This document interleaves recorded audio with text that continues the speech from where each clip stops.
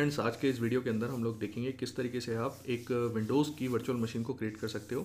और फाइनली हम आगे चल के देखेंगे कि डॉट नेट बेस्ड एप्लीकेशन को किस तरीके से आप उस वर्चुअल मशीन के ऊपर होस्ट कर सकते हैं। तो चलिए हमें देखते हैं कि हमें किस तरीके से वर्चुअल मशीन क्रिएट करनी है। तो आप क्या कर सकते हैं कि सबसे पहले मैं यहाँ जाके सर्च करूँगा virtual machine. Okay, virtual machine, तो आप देखें ये ऑप्शन में आ रहा है, आप इसके ऊपर क्लिक करें, ये वर्चुअल मशीन आपके सामने आ जाती है। अभी तक कोई भी वर्चुअल मशीन यहाँ क्रिएटेड नहीं है। अब मुझे करना क्या है, नो वर्चुअल मशीन का यहाँ ऑप्शन आ रहा है, इसके जस्ट नीचे एक बटन दिया हुआ है दैट इज़ क्रिएट। तो आप क्रिएट करेंगे और यहाँ आपको सेलेक्ट करना है अज्यूर वर्चुअल मशीन।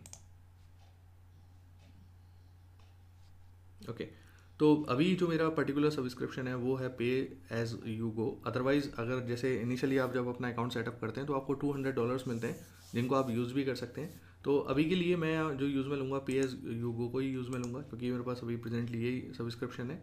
और अब बात आती है कि आपको कौन सा रिसोर्स ग्रुप लेना है। रिसोर्स ग्रुप कुछ नहीं होता, एक जस्ट एक कंटेनर होता है। यानी कि जैसे आप फंक्शन ऐप बनाओगे, लॉजिक ऐप बनाओगे, आप वर्चुअल मशीन बनाओगे, उन सारी चीज़ों को आप एक पर्टिकुलर कंटेनर में रखना चाह रहे हो, उसके लिए आप रिसोर्स ग्रुप को यूज़ करते हो। तो मैंने ऑलरेडी यहाँ रिसोर्स ग्रुप ऑलरेडी बनाए हुए हैं। अगर मैं नया रिसोर्स ग्रुप बनाना चाहता हूँ तो क्रिएट न्यू के ऊपर क्लिक करूँगा और यहाँ जाके आपको चेक करना है RG1।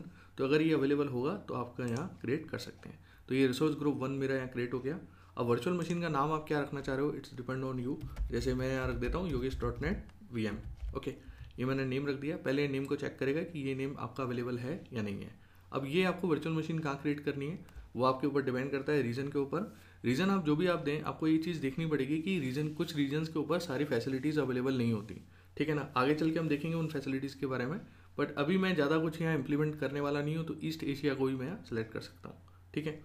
अवेलेबिलिटी का मतलब होता है कि अगर आप चाहते हैं कि आपकी जो वर्चुअल मशीन है उस पर जो भी आप एप्लीकेशन को होस्ट करोगे उस एप्लीकेशन की मल्टीपल कॉपीज़ आपको रखनी हो, तो वो अवेलेबिलिटी जोन्स आपके डिफाइन हो जाते हैं। बट अभी हम लोगों को ऐसी कोई रिक्वायरमेंट नहीं है, क्योंकि जितने ज़्यादा आप रिसोर्सेज क्रिएट करेंगे उतनी ज़्यादा आपका इंफ्रास्ट्रक्चर लगेगा, कॉस्ट पड़ेगी, ठीक है। तो मैं यहाँ क्या करता हूँ, जैसे अवेलेबिलिटी जोन्स में आप देखें न्यू इंफ्रास्ट्रक्चर रिजेंसी रिक्वायर्ड, ठीक है। अब सिक्योरिटी टाइप कीजिए, मुझे स्टैंडर्ड चाहिए, ठीक है ना, ज़्यादा मैं उसमें नहीं जाना चाहता। फिर यहाँ इमेज आती है, तो इमेज आपको कौन सी चाहिए वो आपके ऊपर डिपेंड करता है। अभी के लिए मैं इनिशियली यहाँ यूज़ में ले लेता हूँ Windows server 2019 data centre. Okay, तो यहाँ देखें ये आपके सामने ऐड होके आ गया। अब इसके बाद VM का आर्किटेक्चर X64 मैं यहाँ ले लेता हूँ, ठीक है। ये डिस्काउंट वगैरह की मुझे रिक्वायरमेंट नहीं है। अब बात आती है साइज़ की, तो देखिए साइज़ में आपके यहाँ कॉस्ट भी आ रही है। तो अगर आप इस पर्टिकुलर साइज़ को यूज़ लेंगे तो यहाँ पर ये कॉस्ट को चार्ज करेगा, ये मंथली कॉस्ट है। तो अगर आप कुछ टाइम के लिए, जैसे अभी टेस्टिंग करनी है आपको, तो 1 घंटे के लिए, आधे घंटे के लिए, 15 मिनट के लिए, जैसे आप एप्लीकेशन को यूज़ कर लेते हैं, टेस्ट कर लेते हैं, तो आप इस वर्चुअल मशीन को भी डिलीट मार दीजिए, कोई प्रॉब्लम नहीं है। अदरवाइज़ जो आपका $200 होता है, अभी हमारे दिमाग में आती है कि यार हमारे पास तो $200 है, तो क्या हम इसमें यूज़ में नहीं ले सकते। तो बिल्कुल यूज़ में ले सकते हैं, लेकिन इसमें एक लिमिटेड आपकी ऑप्शन हो जाता है। जैसे आप V1 देख रहे हो, अब ये V1 जो आप जनरल पर्पज़ देख रहे हैं ये फ्री अकाउंट के अंदर आता है, ठीक है ना। तो आप अगर यहाँ सर्च करना चाहते हो, आपने लिखा V1, ओके, तो यहाँ देखें ये आपको दिखा रहा है कि ये इसका कॉस्ट पर मंथ कितना है। लेकिन इसके अंदर आप देखें वर्चुअल CPU कितना है, 1 है, रैम कितनी है, 1 GB है, डेटा डिस्क कितनी है, 2 है। अब आप विंडोज सर्वर का 2019 चला रहे हो और उस पर आप ये सब चीज़ लाने की कोशिश कर रहे हो, तो ये चलेगा नहीं, ठीक है ना। तो आपको अभी के लिए क्या करना पड़ेगा, आपको थोड़ा सा इससे बड़ा कॉन्फ़िगरेशन लेना पड़ेगा जो आप यूज़ में लेना चाह रहे हो।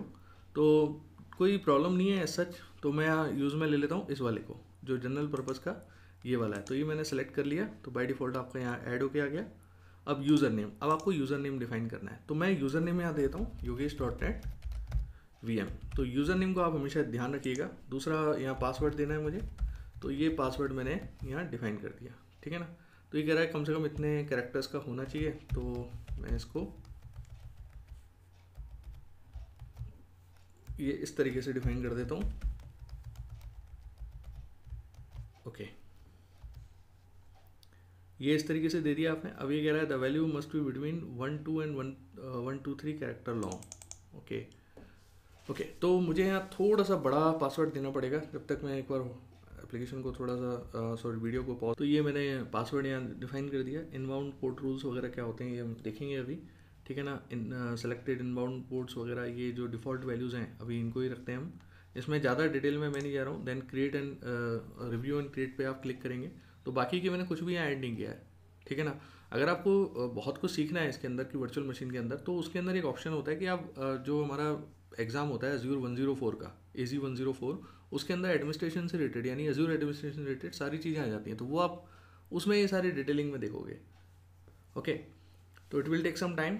तो इसमें आप कॉस्टिंग देख रहे हो, अभी जो कॉस्टिंग आ रही है वो इतने रुपए आ रही है, ठीक है, 16 रुपये समथिंग हो गया INR पर आवर। तो ऐसा कोई प्रॉब्लम नहीं है, टेस्टिंग के लिए इतना तो चलता है।